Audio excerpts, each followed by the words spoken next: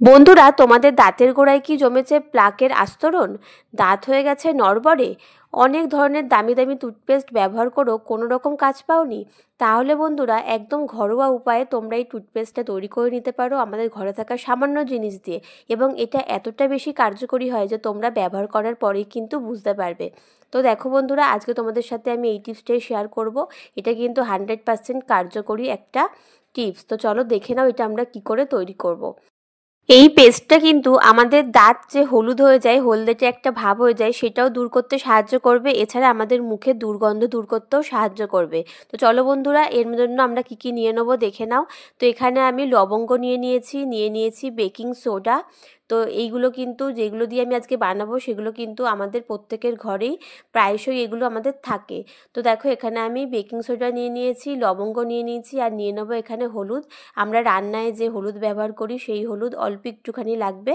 তো নিয়ে নেবো। তারপরে আমরা এখানে নিয়ে নেবো হচ্ছে আমাদের ঘরে যা তেল আছে, যে কোনো তেল আমরা এখানে ব্যবহার করতে পারি, সেটা অলিভ অয়েল হোক বা আমাদের ঘরে যে সর্ষের তেল থাকে সেটাও তোমরা এখানে ব্যবহার করতে পারো, ঠিক আছে। আর দেখো, এখানে এক টুকরো লেবু নিয়ে নিয়েছি। তো এই কটা জিনিস দিয়েই আজকে আমরা কিন্তু একটা অসম্ভব কাজের একটা পেস্ট তৈরি করব, যেটা কিন্তু আমাদের অনেক দামি দামি টুথপেস্টকেও হার মানিয়ে দেবে। তো যেভাবে আমি তোমাদেরকে ব্যবহার করতে বলবো, ঠিক সেই সব নিয়ম মেনে যদি তোমরা ব্যবহার করো, দেখবে তোমরা 100% কিন্তু কাজ পাবে। চলো বন্ধুরা, আমি এখন এখানে লবঙ্গটা একটু গুঁড়ো করে নেবো। তো যতক্ষণ আমি এটা গুঁড়ো করে নিচ্ছি, ততক্ষণ চলো তোমাদের কিছু মূল্যবান কমেন্টগুলো পড়ে নিই।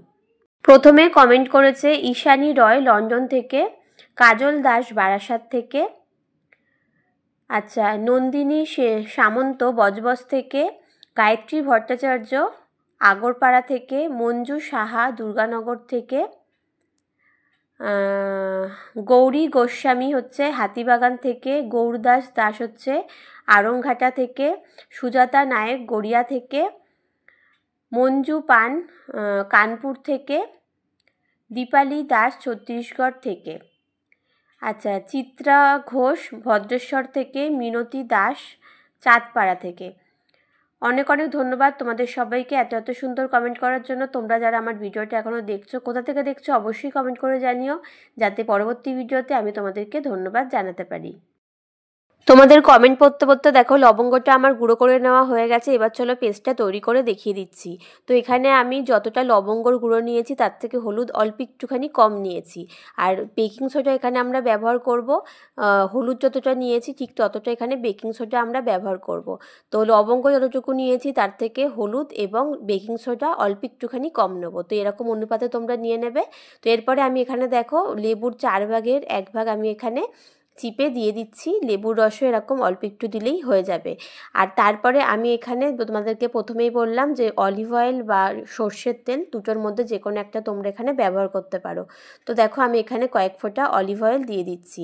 তারপরে এটা আমরা ভালো করে মিশিয়ে নেবো। তো বন্ধুরা, তোমরা চাইলে লবঙ্গ, হলুদ আর বেকিং সোডা একসাথে নিয়ে একটা কিন্তু গুঁড়ো তৈরি করে একটা কন্টেনারে রেখে দিতে পারো। যখন তোমরা ব্যবহার করবে তখন ওর মধ্যে তেল আর লেবুর রসটা মিশিয়ে কিন্তু ব্যবহার করে নিতে পারো। তো দেখো এখানে আমি তোমাদেরকে অল্প একটু করে তোমাদেরকে দেখিয়ে দিলাম যে ঠিক এইভাবে কিন্তু আমরা পেস্টটা তৈরি করে নিতে পারবো। আর এটা তোমরা ব্যবহার করবে কি করে তাহলে শুনে নাও। তোমরা সপ্তাহে 2 দিন এটা ব্যবহার করবে। আর আমরা যেরকম নর্মালি টুথপেস্ট দিয়ে ব্রাশ করি, ঠিক সেরকমই এটা ব্রাশের মধ্যে লাগিয়ে নিয়ে তোমরা ব্রাশ করবে। 2 মিনিটের বেশি ব্রাশ করার দরকার নেই। 2 মিনিট মতন ভালো করে ঘষে ঘষে তোমরা দাঁত পরিষ্কার করে নেবে। যেখানে তোমাদের পাথর জমেছে দাঁতে সেই সব জায়গা একটু সুন্দর করে ভালো করে ঘষে ঘষে পরিষ্কার করে নেবে। তো সপ্তাহে 2 দিন করো। 1 মাস করলেই তোমরা দেখবে তোমাদের দাঁতের যে পাথরগুলো বা দাঁত যে নড়বড় হয়ে গেছে সেগুলো কিন্তু অনেকটাই ভালো হয়ে যাবে। আর তারপরে তোমরা যখন এটা রেগুলারলি ব্যবহার করতে থাকবে তখন দেখবে একটা দিন তোমাদের দাঁতের সমস্ত সমস্যা চলে যাবে। আর একবার ব্যবহারই তোমরা অনেকটাই কিন্তু বুঝতে পারবে।